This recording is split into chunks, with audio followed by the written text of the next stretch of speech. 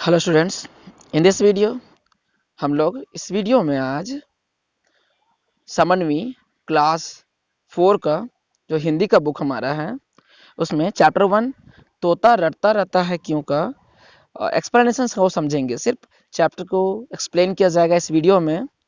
और अगर इसका क्वेश्चन आंसर आपको नेक्स्ट वीडियो में चाहिए तो हमें कमेंट करेंगे, कमेंट बॉक्स में बताएं कि क्वेश्चन आंसर चाहिए और ये भी बताएं कि ये वीडियो आपको कैसा लगा। तो चलिए शुरू करते हैं आज का यह वीडियो। तोता रटता रहता है क्यों?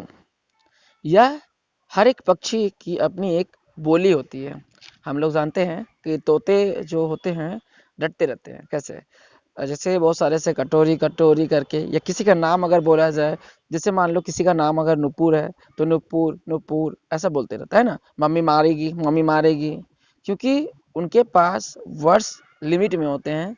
तो अगर उनके पास वर्ड्स ही नहीं रहेंगे तो जो बोला जाएगा, जो सिखाया जाता है, बस उतना ही बोलते हैं। तो हर एक पक्षी की अपनी एक बोली होती है। अब बहुत सारे जैसे कौवा के देखते होंगे काव काव, तो ऐसे ही सभी के अपने अपने बोली होती है और वह सदा उसे ही बोलता रहता है। मतलब हमेशा काव काव काव काव कौवा करते रहता है। मगर दो चार पक्षी ऐसे भी होते हैं जो अपनी बोली को अदल बदल कर सकते हैं। मतलब अपनी बोली, जैसे कौवा काव काव करने की जगह हमारी तरह भी बोल सकते हैं। ऐसा होते हैं कुछ पक्षी। तोता और मैना दो ऐसे पक्षी हैं जो दूसरों की बोली की नकल कर लेते हैं। नकल का मतलब है कॉपी करना, ठीक है। तो तोता और मैना दो ऐसे पक्षी है जो हमेशा कॉपी करते हैं दूसरे की आवाज की भी। तोते को जैसा पढ़ाओ वैसा वह बोलने लगता है। अगर हम तोता पालते हैं और अगर उन्हें सिखाते हैं, मान लो अगर बोलना सिखाना है किसी का नाम, तो उन्हें सिंपली सिखाना है नुपुर नुपुर, तो वो बोलना शुरू कर देगा धीरे धीरे। या ऐसा भी घर में अगर उसे बांधना हम रखते हैं पिंजड़े में, अगर अंदर में रखते हैं तो घर में सुनते सुनते आवाज भी सीख लेता है। तोते में यह गुण कैसे आ गया कि वह मनुष्य की बोली की नकल कैसे कर सकता है? अब यह प्रश्न भी उठना स्वाभाविक है, लाजमी है। जी हाँ, हमारे पास ऐसा प्रश्न ऑलवेज आता है कि भला ऐसा कैसे हो सकता है, कोई पक्षी है जो हमारी आवाज की नकल भी कर सकता है, कहाँ से ऐसा आया? तो प्रश्न का उत्तर जो दिए हैं थाईलैंड के एक लोक कथा में मिलता है। लोक कथा मतलब वहाँ की एक जो लोकल कहानियां होती है उसमें मिलता है। वह कथा इस प्रकार है जिसका वर्णन आगे हम इस कहानी में करेंगे, इस वीडियो में भी करेंगे, ठीक है।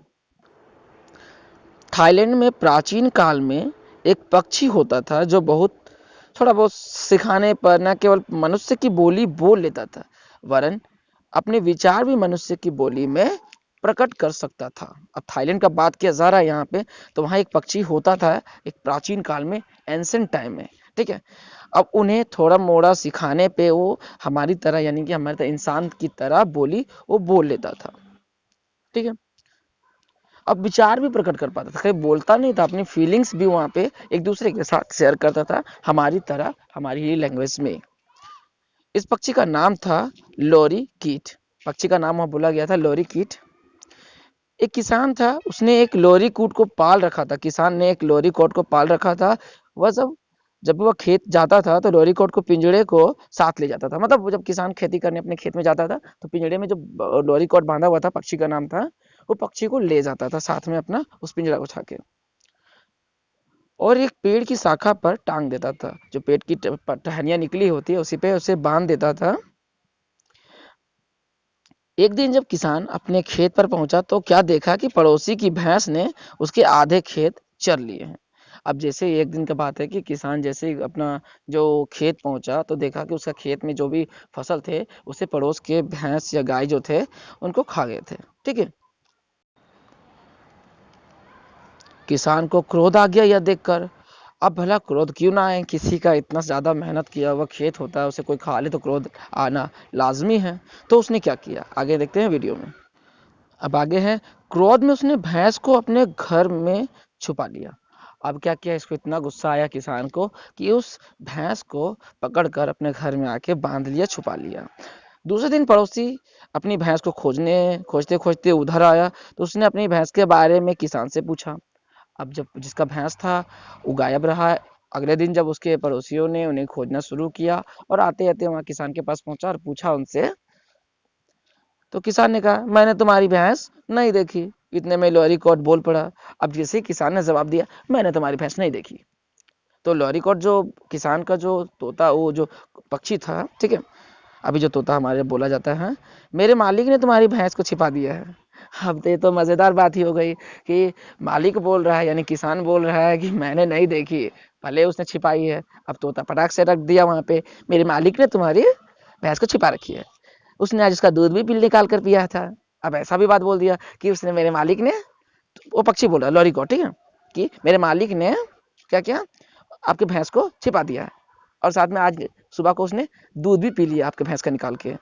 है भाई, अब इतना सुनते ही सुनकर पड़ोसी ने किसान को घर में खोजा। अब जैसे ही पड़ोसी ने सुना ये बात कि लॉरीकॉट ने बोला है, तो पूरे घर पे खोजबीन जारी हुआ और भैंस मिल गई। किंतु किसान ने इस बात को अस्वीकार करते कहा, यह भैंस मेरी है, तुम्हारे पास इस बात का क्या सबूत है कि यह भैंस तुम्हारी है। अब किसान ने देखा कि किस तोते ने तो सारा रट्टा मार दिया है, तो क्या किया, उसने नया चाल चली और बोल दिया कि ये भैंस मेरी है, आपका क्या प्रूफ है कि आपका है, ऐसा पड़ोसी को किसान ने बोला। अब पड़ोसी की समझ में ना आया कि वह क्या करे, उसने अदालत में मुकदमा दायर कर दिया, कोर्ट में जाके केस कर दिया, ठीक है, कोर्ट में अपना मुकदमा दायर कर दिया। पड़ोसी ने सोचा कि लॉरीकॉट पक्षी को ही गवाह के रूप में पेश कर दूंगा। अब उसको ऐसा लगा कि जो लॉरीकॉट है वो तो कबूल देगी वहां पे, तो पड़ोसी ने उसे वहां गवाह के रूप में पेश कर दूंगा उस टाइम। इधर किसान ने सोचा, अगर लॉरीकॉट ने गवाही दे दी तो मैं फंस जाऊंगा, क्यों ना किसी तरह लॉरीकॉट को ही झूठा सिद्ध कर दूं। उसने एक युक्ति सोची। अब किसान ने भी ऐसा प्लान बनाया कि मैंने क्यों ना ऐसा करूं कि लॉरीकॉट को झूठा साबित कर दूं कि हाँ ये गलत बोल रहा है, झूठ बोल रहा है। तो उसने एक युक्ति, उसके दिमाग में एक आइडिया आ गया, किसान के दिमाग में। तो बच्चों, ये मजेदार कहानी है, थोड़ा सा आपको हंसी भी आएगा। किसान ने लॉरीकॉट के पिंजड़े से निकाल कर, अब किसान ने आगे क्या किया, लॉरीकॉट को पिंजड़े से निकाल कर एक घड़े में बंद कर दिया। घड़ा आप लोग जानते होंगे, मिट्टी का जो होता है जिसमें हम पानी रखते हैं, उसमें बंद कर दिया।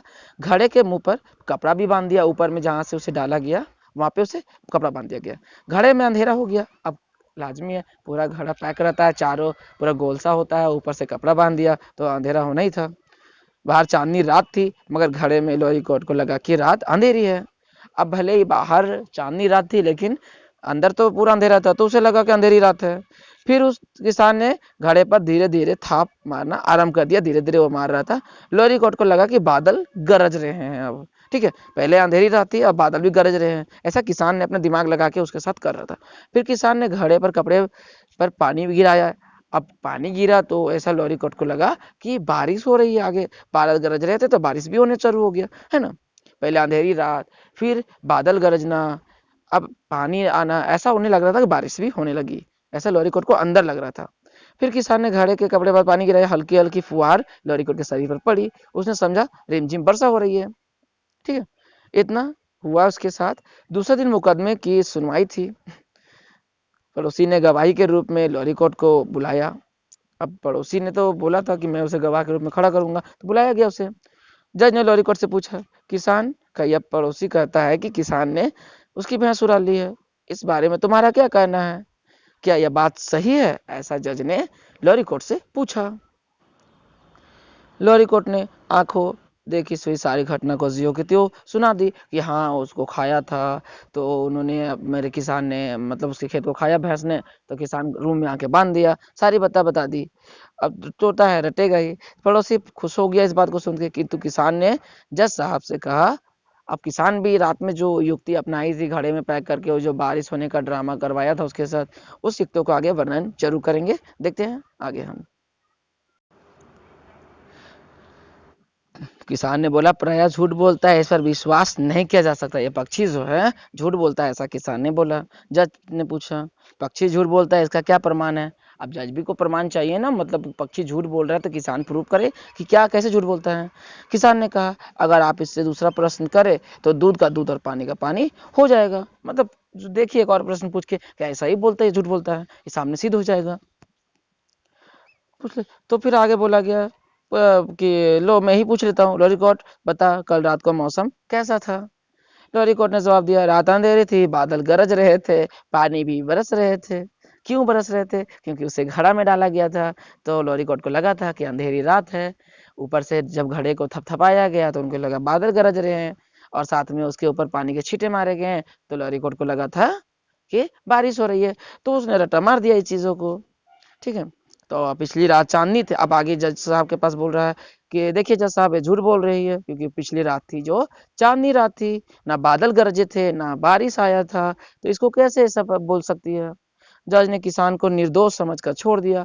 अब जज ने क्या किया कि जब देखा कि ये तोता जो ये लॉरीकोट जो है झूठ बोल रही है, मतलब ये बातें बोल रही है, तो उसने निर्दोष इसको करार करके छोड़ दिया गया इसे किसान को। उस दिन से लोगों ने समझ लिया कि लॉरीकोट झूठा पक्षी है। सभी लोग ऐसा मानने लगे उस दिन से कि लॉरीकोट जो है वो झूठा पक्षी है, इसे पालना नहीं चाहिए। सबने अपने पिंजरों के दरवाजे खोल दिए। अपमानित होकर लॉरीकोट जंगल में उड़ गया।